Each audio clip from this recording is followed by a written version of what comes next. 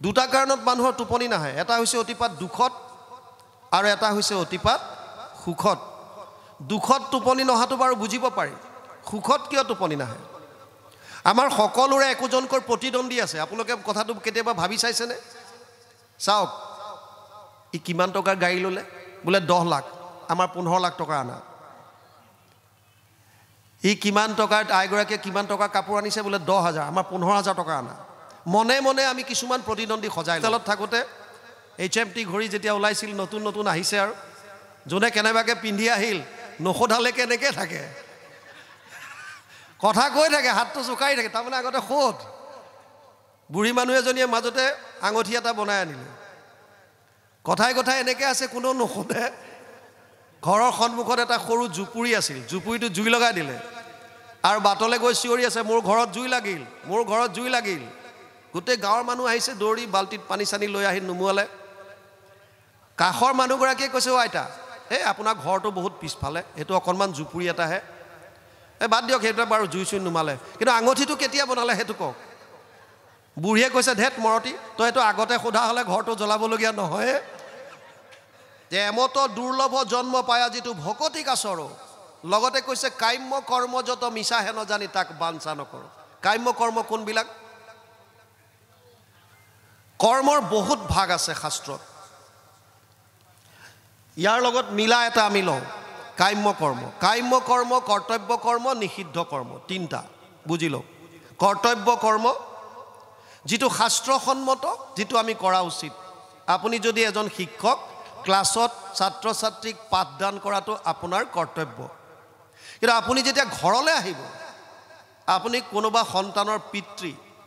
কোনোবা এগৰাকী আইৰ স্বামী তেতিয়া আইগৰাকীৰ প্ৰতি সন্তানকিটাৰ প্ৰতি আপোনাৰ কৰণীয় আছে কৰ্তব্য আপুনি এখন সমাজৰ এজন নাগৰিক সমাজখনৰ কাৰণে কৰিবলগীয়া আপোনাৰ দায়িত্ব আছে কৰ্তব্য আপুনি এখন দেশৰ নাগৰিক দেশখনৰ প্ৰতি কৰিবলগীয়া আপোনাৰ কাম আছে কৰ্তব্য অৰ্জুনক কৈছে নিয়তম কুৰু কৰ্ম ত্বম কৰ্ম জয় হিয় কৰ্মন শৰীৰ যাত্ৰা পিছতে না প্ৰসিদ্ধেদ কৰ্মনি তৃতীয় অধ্যায় 8 নম্বৰ শ্লোক গীতা হে অৰ্জুন তোৰ কৰ্তব্য কৰ্ম তই নিজে কৰ আৰু যদি কৰ্তব্য কৰ্ম নকৰ এনেকুৱা দিন আহিব যে শৰীৰে তোৰ লগ নিদিয়া হ'ব তই কৰিব নোৱাৰিবি ইচ্ছা কৰিলো কৰ্তব্য কৰ্ম নিষিদ্ধ কোনবিলাক আপুনি ডাক্তৰৰ তাত গৈছে টেষ্ট কৰোতে ব্লাডত সুগাৰ ওলাল আৰু ওলাওতে আপোনাক লিখি দিলে এইকেইটা ইনসুলিন আপুনি ৰেগুলাৰ ভাৱে ল'ব ৰাতিপুৱা 1 ঘণ্টা খোজ কাঢ়িব পাৰিলে আবেলি 1 ঘণ্টা খোজ কাঢ়িব কাখত লিখি দিলে মিঠাই নাখাব এইটো নিষেধ শাস্ত্ৰত দুটাই আছে এটা বিধি এটা নিষেধ এখিনি কৰিব নাপায় বেদে যাক নিষেধ দিছে এইবিলাক নিষিদ্ধ যাক মানা কৰিছে শাস্ত্ৰ এটো নকৰিবা কাম্য কোনবিলাক যিবিলাক আমাৰ ইন্দ্ৰিয়ৰ প্ৰীতি সাধন কৰিবৰ কাৰণে কামনাৰ পৰা উৎপন্ন হোৱা কৰ্ম আপুনি ৰাতিপুৱা সোনকালে উঠিব লাগে কিন্তু মন গৈছে ঠাণ্ডা বতৰ শুই থাকোতে আজি কামনা আপুনি কৰবালে যাবলে আছে টিভিত চাই আছে কিবা এটা সিৰিয়েলখন শেষ হোক দে পিছতে যাম এটো কামনা কাম্য কিয় কাৰণ আমি ভাবো যে এইবিলাক কামনাই ইন্দ্ৰিয়ৰ সুখ দিব আৰু এইবিলাকতে আমি আনন্দ বিচাৰি ফুৰিছো কাম্য কৰ্মৰ মাজেদি আমি সুখ বিচাৰিছো আসলতে এইবিলাকে সুখ দিব নোৱাৰে কোভিডৰ সময়ত আমাৰ তাত এগৰাকী আয়ে গিৰিয়েকক ক'লে যে মোক পাটৰ কাপোৰ এযোৰ আনি দিয়া গিৰিয়েকে ক'লে যে সোৱা সব কোভিডত চাৰিওফালে ত্ৰাহিমাম এবাৰ তুমি কাপোৰ ল'ব নালাগে এই ল'ৰা ছোৱালী দুটাকে কিবা এটা আনি দিম আপোনালোক এনেকুৱা নহয় আমাৰ ফালে যদি না শুনে আইসকলে মুখখন কিবা ফাউজকে মাৰি দিয়ে ইফালে আপোনালোক তেনেকুৱা নহয় বাৰু ইয়াত ভাল সেই ভাগ দেখিলে আমি গম পাওঁ যে এটো ৰাডাৰে সিগনেল দিছে ভয়ংকৰ ধুমুহা আহিব এতিয়া আৰু মানুহজনো গম পালে ভাবিছে এটো সিগনেল পালো যেতিয়া ভয়ংকৰ ধুমুহা আহিব বৰদৈচিলা কোন সময়ত কেনেকৈ আহে ঠিক নাই গতিকে 20,000 টকা দি কাপোৰ এযোৰ আনি দিয়াই ভাল আৰু সেই বুলি ভাবি তেওঁ কাপোৰ এযোৰ আনি দিলে আইগৰাকীয়ে কাপোৰযোৰ পোৱাৰ পাছত ৰাতিও টোপনি অহা নাই দুটা কাৰণত মানুহৰ টোপনি নাহে এটা হৈছে অতিপাত দুখত আৰু এটা হৈছে অতিপাত সুখত দুখত টোপনি নহাটো বাৰু বুজিব পাৰি সুখত কিয় টোপনি নাহে আমাৰ সকলোৰে একোজনকৈ প্ৰতিদ্বন্দ্বী আছে আপোনালোকে কথাটো কেতিয়াবা ভাবি চাইছেনে চাওক ই কিমান টকাৰ গাড়ী ল'লে বোলে 10 লাখ আমাৰ 15 লাখ টকা আনা ই কিমান টকাৰ আইগৰাকীয়ে কিমান টকাৰ কাপোৰ আনিছে বোলে 10,000 আমাৰ 15,000 টকা আনা মনে মনে আমি কিছুমান প্ৰতিদ্বন্দ্বী সজাই লওঁ আৰু কম্পিটিশ্যন কৰোঁ তেওঁৰ লগত এইটো সবৰে আছে আৰু আমাৰ সুখৰ কাৰণবিলাক বিশেষভাৱে সেই সকলৰ ওচৰত প্ৰকাশ নকৰালৈকে শান্তি নাই আমি হোষ্টেলত থাকোঁতে HMT ঘড়ী যেতিয়া ওলাইছিল নতুন নতুন আহিছে আৰু যোনে কেনেবাকৈ পিন্ধি আহিল নখোধালে কেনেকৈ থাকে কথা কৈ থাকে হাতটো জোকাই থাকে তাৰমানে আগতে সোধ বুঢ়ী মানুহ এজনীয়ে মাজতে আঙঠি এটা বনাই আনিলে কথাই কথাই এনেকৈ আছে কোনো নখোধে ঘৰৰ সন্মুখত এটা সৰু জুপুৰি আছিল জুপুৰিটো জুই লগাই দিলে আৰু বাটলৈ গৈ চিঞৰি আছে মোৰ ঘৰত জুই লাগিল মোৰ ঘৰত জুই লাগিল গোটেই গাঁৱৰ মানুহ আহিছে দৌৰি বাল্টিত পানী চানি লৈ আহি নুমুৱালে কাষৰ মানুহগৰাকীয়ে কৈছে অ আইতা এই আপোনাৰ ঘৰটো বহুত পিছফালে এইটো অকণমান জুপুৰি এটাহে এই বাদ দিয়ক সেইটো বাৰু জুই চুই নুমালে কিন্তু আঙঠিটো কেতিয়া বনালে সেইটো কওক বুঢ়ীয়ে কৈছে ধেত মৰতি তই এইটো আগতে সোধা হ'লে ঘৰটো জ্বলাবলগীয়া নহয়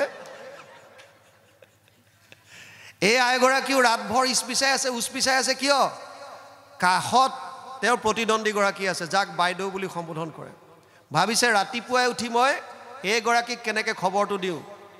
আৰু আনদিনা যদি 7-8টাত যদি শয্যা ত্যাগ কৰে সেইদিনা 4:30টাতে উঠিছে ঝাৰু মাৰি মাৰি আনদিনা যদি জাবৰ কিডাল বাটত পেলাই সেইদিনা বাটটোও সাৰিছে কিয় বাইদেউ উঠিছেনে নাই আৰু দেখিছে বায়েকগৰাকীও সেইদিনা সোনকালে উঠিছে ঠাই শাৰী শাৰী আহি আছে এইফালৰ পৰা এওঁ মাতিলে অ বাইদেউ খাৰ পালে বোলে পালোঁ বুজিছেনে এটা ঘটনা হ'ল মোৰ মানে কালি এপা ভাল লাগি থকা নাই বোলে কি হৈছে এই আমাৰ মানুহটো ইমান অকৰা ইমান পগলা বায়েকে সুধিছে কিয় ৰাতিপুৱাই দিব মানুহটোক অকৰা সজাইছে পগলা সজাইছে কি হ'লনো বোলে বাইদেউ মই ইমান মানা কৰিছিলোঁ এইবাৰ বিহুত মোক কাপোৰ দিব নালাগে এই মানুহটোৱে দেখিছেনে বোলে 20,000 টকা দি পাটৰ কাপোৰ আনিছে গোটেই গাত বুটা বচা বাইদেউ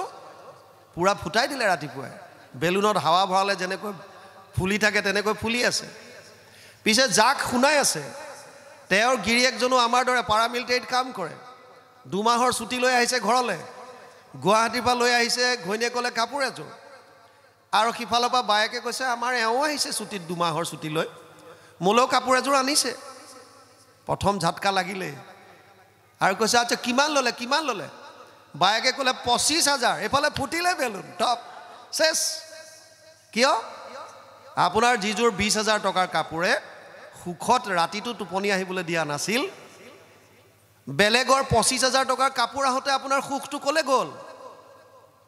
যদি কাপোৰযোৰত সুখ আছিল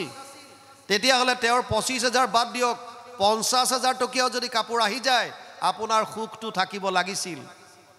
আচলতে কাপোৰযোৰত সুখে নাছিল সুখৰ দুখৰ জানা মনেহে কাৰণ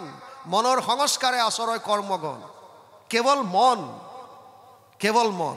সেইকাৰণে প্ৰহ্লাদে কৈছে কাম্য কৰ্ম যত মিছা হেন জানি তাক বাঞ্ছা নকৰ তেতিয়াহ'লে কি কৰিব বিষ্ণুৰ চৰণ স্মৰণত পৰে পুৰুষৰ লাভ নাই যিমান শকতি হৰি সুমৰক মনুষ্য জন্মে সদায় কিয় সমস্তৰে প্ৰিয় হৃদ আত্মা জগতৰে পিতা মাতা হেন জানি আন বিষয় এৰিয়া হৃদয় হৰিক চিন্তা এইকাৰণে এটাই কাম কৰিবলৈ দিছে আৰু প্ৰহ্লাদে দৈত্য শিশুসকলক কৈছে বিষ্ণুৰ চৰণ স্মৰণত পৰে পুৰুষৰ লাভ নাই ইয়াত আকৌ পুৰুষ মানে বাপ সমস্তক বুজোৱা নাই আত্মাৰ লাভ নাই কিয় কাৰণ আমি কেৱল ঈশ্বৰৰ চিন্তন কৰিহে এই সংসাৰ চক্ৰৰ পৰা পাৰ পাব পাৰিম কেৱল কৃষ্ণৰ চৰণত শৰণ ল'লেহে মায়াৰ পৰা পৰিত্ৰাণ পাব পাৰিম যি 3টা গুণে আমাক ভাৰাক্ৰান্ত কৰি ৰাখিছে বান্দৰৰ দৰে নচুৱাই আছে কাঠ পুতলিৰ দৰে নচুৱাই আছে সত্যম ৰজস্তম ইতি গুণ প্ৰকৃতি সম্ভৱা নিবধ্নন্তি মহাবাহু দেহে দেহিনাম অব্যয়ম 14th অধ্যায় 5 নম্বৰ শ্লোক গীতা অৰ্জুনক কৈছে হে অৰ্জুন সত্য ৰজ আৰু তম 3টা গুণে আত্মাক শৰীৰৰ লগত বান্ধি ৰাখিছে আৰু এই 3টা গুণৰ পৰা 3 ধৰণৰ ভাৱ আমাৰ মনলৈ আহে সত্যৰ পৰা সাত্বিক ৰজগুণৰ পৰা ৰাজসিক তমগুণৰ পৰা তামসিক যাৰ যেনেকুৱা ভাৱ আমি তেনেকুৱা কৰ্ম কৰিছোঁ আৰু যাৰ যেনেকুৱা কৰ্ম তেনেকুৱা ফল ভোগ কৰি আছোঁ গতিকে প্ৰহ্লাদে কৈছে যে মানুহৰ জন্মটো সফল কৰিবৰ কাৰণে বিষ্ণুৰ চৰণ স্মৰণত পৰে পুৰুষৰ লাভ নাই।